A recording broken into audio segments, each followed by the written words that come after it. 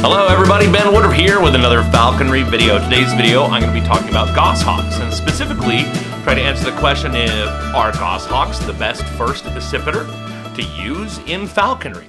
Now, in falconry, different regions of the world, different laws, or a complete lack of laws when it comes to falconry. There's areas with rich falconry history, or absolutely no falconry history, and everything in between. I want to give this caveat. It is true that technically any person dedicated enough can properly train any bird as your first bird, any species. If you've never trained a bird of prey and I'm going to train a golden eagle for my first bird or something, technically, yes. If you're doing things right, you could. But normally, what we have is sort of progression that's understood in most parts of the world. In our area, in the United States, we have, you have to start as an apprentice and then become a general class and a master class falconer. And there's birds you cannot start off with, and then as you work your way up and gain more experience, kind of line upon line, precept upon precept kind of idea, it works. It does work. So even though I acknowledge in theory anybody could train any bird as their first bird, the goal is to have success. The goal is to have safety. You want your bird to be safe, happy, healthy, and having good hunting experience, and for you to be safe as well and not get puncture wounds to your face or have just a bad experience, right? So if you're new to this idea, if you're new to the sport of falconry, the groups, the taxonomic groups that we normally see used in falconry, there's the falcons, which are usually birds of open country, long, narrow wings that circle up and dive on their prey. Then you got your bootios or your buzzards, birds like a red-tailed hawk. These are long, broad-winged birds. They can fly off the fist, they can dive out of a tree, or you can train them to soar, but they are kind of more of open country birds. You can hunt them in trees too. Then there's the accipiters, which the goshawk is one of these. Accipiters are birds with short, broad wings, long tails that are ridiculously maneuverable. Their ability to dive in and out, they're really built to go after birds and to be able to dodge even the densest of forests. Now, they can go after all kinds of prey, but that's what they're highly capable of doing, is very difficult quarry such as birds in dense cover. I live in the United States, and we normally have 3 accipiters available to us. Now you're getting some other species captive bred, but really, as far as accipiters, there is the northern goshawk that we have here, wild. It's the largest of our accipiters. There's the Cooper's hawk, which is medium-sized, and then the smallest we have is the sharp-shinned hawk. We're starting to see, again, others like black sparrowhawks and Eurasian sparrowhawks and things starting to be available captive bred. Those are our 3. And now I know all over the world there are other accipiters available depending on your region. I know, throughout Southeast Asia, India, all that. The Shikra is highly popular. It's an incredible hunting species with incredible rich history in its use. I've never flown one. We don't have them available here in the United States. I hope someday to fly one. I can't vouch for that. I know in Africa, the African goshawk is considered to be extremely easygoing as far as accipiters go, and a very comparatively easy bird to train. So even though that is the case, even though there's all these other accipiters that maybe in your region you have, the fact of the matter is my principles about what I'm going to talk about with the goshawk still apply, and I can still stand by them no matter what region of the world you are in. So what you got to understand when it comes to that principle I talked about earlier of kind of step by step, a lot of times we have that view of easing into something. I got into motorcycles, about a year or 2 ago, and it's like, okay, I started with a smaller bike, and it kind of moved my way up until I've got a much larger bike now, and I didn't start with the biggest, most powerful bike. I kind of made sure I knew what I was doing. Same thing, if you're a pilot, you don't start flying a 747. You start with a single-engine Cessna, right, as you're learning, and you get more and more proficient. And that, unfortunately, that's a good principle of life, good principle in falconry, but unfortunately, it has been overlaid onto many people's views of raptors and accipiters in terms of size, and that is not accurate. What I mean is people will wrongly overlay that onto sharp-shinned hawk, Cooper's hawk, goshawk, and think, okay, well, sharp-shinned hawk is small, therefore, as far as potential aggression, it has very little it could do to me. It's small, so it's probably easier. And then I'll do a Cooper's hawk. They're more prevalent. They're easy to find. They're everywhere. They're available, and it's not too big, not too small. It's not as big as the powerful goshawk. And then eventually, someday, I will, do a goshawk.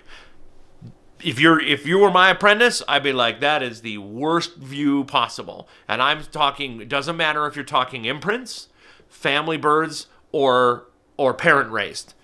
Passage, doesn't matter. Any of those. What I would tell people is, and this is my advice to you, is the best accipiter to start off with of those three is a northern goshawk. And then if you have that and you want to do another accipiter next, do a sharp-shinned hawk, and do a Cooper's hawk absolutely last. All accipiters have a mind that is intense. It's never off. They're just, there's intensity. As I've said in other videos, their frame rate visually, as well as their neural processing speed, is just faster than any other group of raptors. And that intensity alone is something most people can't handle. It gets you a lot of results if you're hunting in the field. Any accipiter, if you're flying them right, you're going to have an insane amount of success and see some of the most breathtaking flights you can possibly imagine. However, you never get a break, so to speak. It's not like, well, I'm just kind of casually walking with my Harris hawk or with my red-tailed hawk or even a falcon, That intensity isn't there to the level it is with the accipiters. And that being said, I personally, of the accipiters I've worked with, find Cooper's hawks to be the most intense accipiter and the easiest to screw up and have them hold a grudge against you. I consider a Cooper's hawk to be the exact opposite of a beginner's accipiter. Now, I know people who have flown them as their first accipiter. I just thinking about it, that's me too. My first accipiter I ever flew was a Cooper's hawk. But the principle is still the same. The point of this video is what is the best accipiter to start with, and I am preaching from the rooftop, northern goshawk. They are fast, they are capable, but they are not as intense. Even though they're intense, they're not as intense as a Cooper's or a sharp-shinned hawk. They have a wide prey base, both ground-based prey, tree-based prey, and birds of all kinds, from rabbits to squirrels to pheasants and ducks to quail and sparrows and everything in between. So you've got a wide range of prey. They are more forgiving. The sharp-shins are sometimes a little more forgiving than a goshawk, but sharp-shins are so delicate. Sharp-shins, it is so hard. So many people flying a sharp-shinned hawk will have another wild hawk come and grab their bird and kill it. It happens so frequently. They're birds that don't, it's just, that's not a good first accipiter. You'll have fun, but it could easily end in tragedy. So a goshawk prepares you for all three. Goshawks are the most forgiving of the three, in my opinion. A sharp-shinned seems like they are, but again, with any accipiter, if you're having behavioral issues, I can go into all the things you could do, but one of the biggest things is just get out and hunt.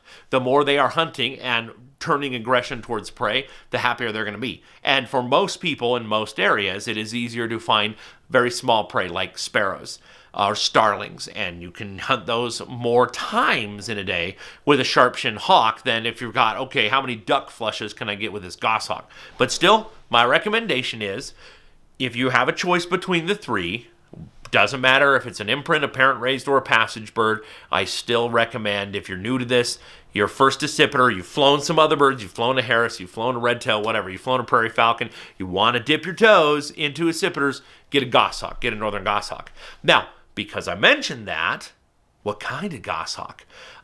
We have the North American goshawk here in the United States, which is, the barring is very fine. It's very delicate, very fine, and they're among the smallest of the northern goshawks in the northern hemisphere. And their eyes, when they are full adult, several years old, then their eyes turn blood red. They're red by their first molt, but they get redder and redder, and they're just very intense, gorgeous. Those are the goshawks I flew most of my early falconry career. And I have come to have a shift in thinking. I always will still love flying North American northern goshawks, but my favorite subspecies are Old World, and particularly the Finnish goshawk. The Finnish goshawk is the biggest. I've never flown a female yet. I desperately want to. In fact, this year I'm looking for a breeder. I've been thinking about But I've always just flown males, and they're incredible. So the video clips I have of Finnish goshawks on here are all males. The females are enormous, but I cannot believe they're still in tens. They're still, like accipiters are. But compared to a North American goshawk, it's almost like comparing a goshawk to a Harris hawk or a goshawk to a redtail. They're so comparatively more mellow and easy to train. I've worked with like regular European goshawks, like British goshawks and things like that. They're wonderful. I have friends who have flown Russian goshawks that swear by them. It just seems the old world northern, and it's the same species. This is the same species we're talking about. Northern goshawks live on the northern part of the northern hemisphere, but in each region you have different subspecies. North American subspecies is actually by personality now my least favorite to fly. They're incredible, but I would always take a Finnish goshawk over any other goshawk. Even the beautiful white Siberian goshawks that are apparently a joy to fly, I'm still completely sold on the Finnish goshawks. I think they are incredible. So, point of this is, if you live in a region of your world where you have other accipiters available, you can vouch, and please share in the comments if you live in a part of the world where you know, hey, I have flown a goshawk and a shikra. I've flown a goshawk and a Eurasian sparrowhawk, or a goshawk and an African goshawk. Let us know. Let us know what your comparison is. But my experience with mostly North American accipiters, have a couple of exceptions here and there, and Old World and New World goshawks, I fully believe and preach that the best, as far as temperament, them forgiving you, having a high success rate, having a low aggression rate, all of those things, for your first accipiter, if you're choosing between a northern goshawk of any kind, a Cooper's hawk and a sharp-shinned hawk, go with the northern goshawk, no matter what age you raise it from. And I guarantee you're going to have probably a much better experience and have a higher longevity of your bird itself, based off of what it faces in the wild. So those are my thoughts on it. Just a brief little video mentioning that. We're getting into the time of year where a lot of people are thinking about getting a new bird for the season. So I thought I would put that out there. Let me know any comments or questions you have down below. Let me know your experience with accipiters, and even if it's radically different than what I've shared, I always love to hear new perspectives. If you haven't already, please hit subscribe to the channel, and as always, happy hawking.